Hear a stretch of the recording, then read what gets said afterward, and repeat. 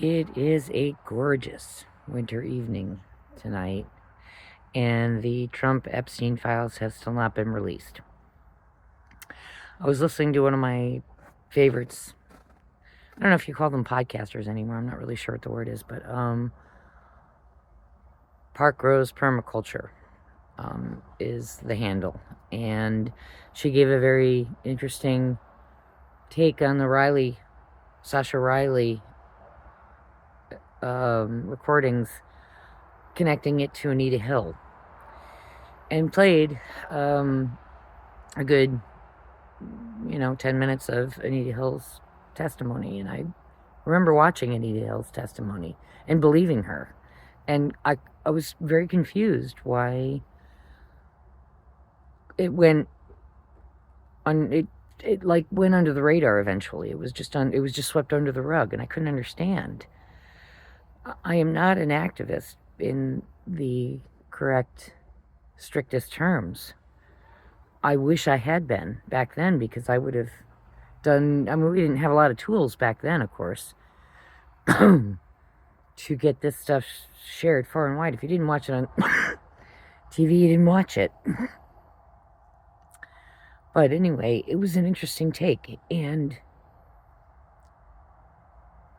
the Pam Bondi's breaking the law. Donald Trump is allowing his AG to break the law. Just like the Sasha Riley audio, I'm sure the Epstein files are screechingly worse than we had ever prior thought. I said this the first time I posted about Sasha Riley. No way could we have possibly imagined how awful the awful is. But we've got to face the awful. We've got to get over the F-bomb being used in public.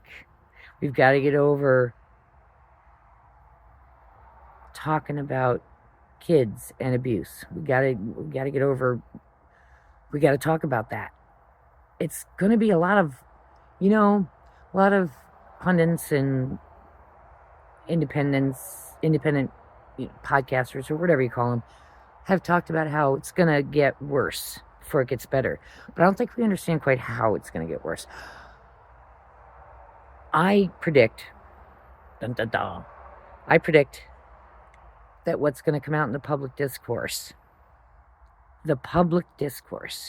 which has been sanitized to a degree that, political correctness came out in my college years. I remember when, what PC? What the fuck is that? That came out, and I thought it was a form of brain fart. Think, speak.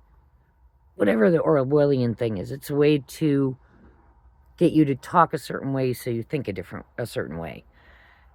That's where we have come to now.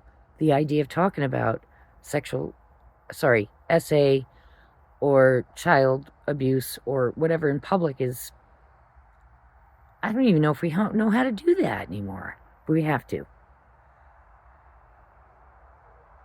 We have to.